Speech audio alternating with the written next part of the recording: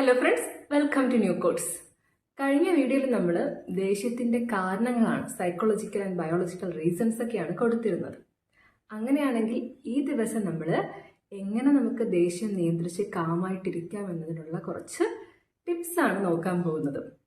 എന്തായാലും വീഡിയോയിലേക്ക് പോകുന്നതിന് മുന്നേ ആദ്യമായിട്ട് നമ്മുടെ ചാനൽ ആരെങ്കിലും കാണുന്നുണ്ടെങ്കിൽ സബ്സ്ക്രൈബ് ചെയ്യാൻ മറക്കരുത് കേട്ടോ. ആദ്യത്തെ മെത്തേഡാണ് അല്ലെങ്കിൽ ആദ്യത്തെ ടെക്നിക്കാണ് പോസ് ആൻഡ് ബ്രെത്ത് എന്ന് പറയുന്നത്. നമ്മളിപ്പോൾ ഭയങ്കരമായിട്ട് ദേഷ്യം വന്ന് ട്രിഗേർഡായിട്ട് നമ്മളൊരു ഫ്ലൈറ്റ് റെസ്പോൺസിൽ നിൽക്കുന്ന സമയത്ത് നമ്മൾ ജസ്റ്റ് ഒന്ന് പോസ് ചെയ്ത് സ്ലോ ആയിട്ട് ആദ്യം ഒരു 4 സെക്കൻഡ് എടുത്ത് നമ്മൾ ശ്വാസം ഉള്ളിലേക്ക് എടുക്കുകയും 2 സെക്കൻഡ് ഹോൾഡ് ചെയ്തിട്ട് 6 സെക്കൻഡ് കൊണ്ട് ആ ശ്വാസം പുറത്തേക്ക് വിടുകയും ചെയ്യുക. ഇത്രയും ചെയ്യുമ്പോഴത്തേക്കും നമ്മുടെ നെർവസ് സിസ്റ്റം കാമാവും. ഒരുപക്ഷെ നിങ്ങൾ ബ്രീത്ത് ചെയ്തില്ലെങ്കിൽ കൂടി റിയാക്ട് ചെയ്യുന്നതിന് തൊട്ട് മുന്നേ ഒരു 10 സെക്കൻഡ് പോസ് ചെയ്താൽ ആ ഒരു ഇമ്പൾസീവ് ആങ്കർ ഒഴിവാക്കാൻ സാധിക്കും. അടുത്ത ടെക്നിക്കാണ് റീഫ്രെയിം ദ സിറ്റുവേഷൻ. പലപ്പോഴും നമ്മൾ ശരിക്കും ഒരു ഇവന്റ് കണ്ടു, അതിനെ തുടർന്നായിരിക്കില്ല ദേഷ്യപ്പെടുന്നത്. ആ ഇവന്റിനെ നമ്മളെങ്ങനെ മനസ്സിലാക്കി, നമ്മളെങ്ങനെ ഇന്റർപ്രറ്റ് ചെയ്തെടുത്തു, നമ്മൾ അതിനെക്കുറിച്ച് എന്താണ് ധരിച്ചത്, അതിനെ ബേസ് ചെയ്തിട്ടായിരിക്കും നമുക്ക് ദേഷ്യം വരുന്നതും സന്തോഷം വരുന്നതും സങ്കടം വരുന്നതും ഒക്കെ. സോ ഇപ്പോൾ ഒരു എക്സാമ്പിൾ പറയുകയാണെങ്കിൽ, അവൻ എന്നെ ഡിസ്റെസ്പെക്ട് ചെയ്തു എന്ന് ചിന്തിക്കുന്ന സ്ഥാനത്ത് അവൻ വളരെ സ്ട്രെസ്ഡ് ആയതുകൊണ്ടാണ് അങ്ങനെ ബിഹേവ് ചെയ്തത് എന്ന് നമ്മൾ തിരിച്ചൊന്ന് ചിന്തിക്കുന്നതിലൂടെ നമ്മുടെ ഉള്ളിൽ ഫോം ചെയ്യാൻ സാധ്യതയുള്ള ഇമ്പൾസീവ് ആയിട്ടുള്ള ആങ്കർ ഒഴിവായി കിട്ടും. നിങ്ങളുടെ ദേഷ്യം ബാലൻസ് ചെയ്യാനുള്ള മറ്റൊരു ടിപ്പാണ് ഒരു ജേർണൽ കീപ്പ് ചെയ്യുക എന്നുള്ളത്. എന്തൊക്കെ കാര്യങ്ങളാണ് ഇതുവരെ നിങ്ങളുടെ ലൈഫിൽ നിങ്ങളെ ട്രിഗർ ചെയ്തിട്ടുള്ളത്, അല്ലെങ്കിൽ കറന്റ് ഇപ്പം നിങ്ങൾ എന്തൊക്കെയാണ് ട്രിഗർ ചെയ്തുകൊണ്ടിരിക്കുന്നത് എന്ന് ജസ്റ്റ് ഒന്ന് ഒരു പുസ്തകത്തിലോ ഒരു പേപ്പറിലോ ഒക്കെ നോട്ട് ചെയ്ത് വെക്കുക. അത് വെക്കുമ്പോഴത്തേക്കും നിങ്ങൾ തന്നെ അവെയറാണ്, ഇങ്ങനെയുള്ള സിറ്റുവേഷൻസിലാണ് ഞാൻ ട്രിഗേർഡ് ആവാനുള്ള സാധ്യത കൂടുതൽ. സോ അത് നേരത്തെ പ്രിപ്പയർ ചെയ്ത് വെച്ചിരുന്നാൽ നിങ്ങൾക്ക് പ്രാക്ടീസ് ചെയ്യാം. അങ്ങനെയുള്ള സിറ്റുവേഷൻ ഇനി വരുമ്പോൾ നിങ്ങൾക്ക് അതെങ്ങനെ റിയാക്ട് ചെയ്യാം, കാമായിട്ട് എങ്ങനെ റെസ്പോണ്ട് ചെയ്യാമെന്ന് നിങ്ങൾക്ക് ഓൾറെഡി പ്രാക്ടീസ് ചെയ്ത് വെക്കാനായിട്ട് സാധിക്കും. ഇനി വരുന്നതാണ് റിലാക്സേഷൻ ടെക്നിക്സ് നമുക്ക് ഉപയോഗിക്കാൻ സാധിക്കും. ഇവിടെ പ്രധാനമായിട്ട് നമ്മൾ 3 റിലാക്സേഷൻ ടെക്നിക്സ് ആണ് നോക്കാൻ പോകുന്നത്. ഒന്നാമത്തേത് പ്രോഗ്രസീവ് മസിൽ റിലാക്സേഷൻ ആണ്. ഇവിടെ നമ്മൾ ചെയ്യാൻ പോകുന്നത് നമ്മുടെ ഓരോ ബോഡി പാർട്സ് ആയിട്ട് സ്ലോലി റിലാക്സ് ചെയ്ത് വിടുക എന്നുള്ളതാണ്. കാരണം നമുക്കറിയാം, ദേഷ്യം വരുമ്പോഴത്തേക്കും നമ്മുടെ മസിൽസ് എല്ലാം കൂടി ടെൻസ്ഡ് ആയിട്ടിരിക്കും അല്ലേ.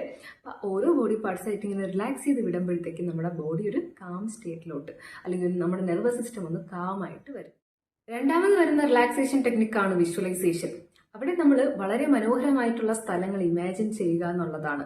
നമ്മൾ പോയതോ പോകാൻ ആഗ്രഹിക്കുന്നതോ ആയിട്ടുള്ള, നമുക്ക് ശാന്തി സമാധാനം ലഭിക്കുന്ന മനോഹരമായ സ്ഥലങ്ങൾ വിഷ്വലൈസ് ചെയ്യുക. ഇപ്പോൾ എക്സാമ്പിൾ പറയുകയാണെങ്കിൽ മൗണ്ടെയിൻസോ ബീച്ചോ ഗാർഡൻസോ അങ്ങനെയൊക്കെ. മൂന്നാമത് വരുന്ന റിലാക്സേഷൻ ടെക്നിക്കാണ് മൈൻഡ്ഫുൾനെസ് പ്രാക്ടീസ് ചെയ്യുക എന്നുള്ളത്. അവിടെ നമ്മൾ നമ്മുടെ കറണ്ട് ഇമോഷൻസിനെ ഒബ്സർവ് ചെയ്യുകയാണ് ചെയ്യുന്നത്, അതും വിത്തൗട്ട് എനി ജഡ്ജ്മെന്റ്. നമ്മൾ തന്നെ നമ്മുടെ ഇമോഷൻസിനെ ഒബ്സർവ് ചെയ്തിട്ട് എനിക്ക് ഭയങ്കര ദേഷ്യമാണ് എന്ന് നമ്മൾ സ്വയം ജഡ്ജ് ചെയ്യരുത്. അങ്ങനെ ജഡ്ജ് ചെയ്യുന്നതിലൂടെ നമ്മുടെ മെന്റാലിറ്റി കുറച്ചുകൂടി നെഗറ്റീവ് ആവുകയുള്ളൂ. അപ്പോൾ കുറച്ചുകൂടി നമ്മൾ സ്ട്രഗിൾ ചെയ്യുകയാണ്, അല്ലാണ്ട് നമുക്ക് മൈൻഡിനെ കാമാക്കാൻ പറ്റത്തില്ല. സോ വിത്തൗട്ട് ജഡ്ജ്മെന്റ് നിങ്ങളുടെ ഇമോഷൻസിനെ ഒബ്സർവ് ചെയ്യുക. നമ്മുടെ ആങ്കറും ബാലൻസ് ചെയ്ത് കൊണ്ടുപോകാൻ പറ്റുന്ന മറ്റൊരു മെത്തേഡാണ് ചാനൽ എനർജി കൺസ്ട്രക്റ്റീവ്ലി എന്ന് പറയുന്നത്. നമ്മുടെ ഉള്ളിൽ പെൻഡിങ് ആയിട്ട് കിടക്കുന്ന ദേഷ്യങ്ങൾ, അതായത് നമ്മൾ ഇതുവരെയും പുറമെ എക്സ്പ്രസ് ചെയ്യാത്ത, സപ്രസ്ഡ് ചെയ്ത് വച്ചിരിക്കുന്ന ദേഷ്യങ്ങളൊക്കെ റിലീസ് ചെയ്യാനായിട്ട് ഫിസിക്കൽ ആക്ടിവിറ്റീസ്, അതായത് എക്സർസൈസും യോഗ വഴിയൊക്കെ സാധിക്കും. അഗ്രസീവായിട്ട് കമ്മ്യൂണിക്കേറ്റ് ചെയ്യുന്നതിന് പകരം അസേർട്ടീവായിട്ട് കമ്മ്യൂണിക്കേറ്റ് ചെയ്യാൻ ശ്രദ്ധിക്കുക.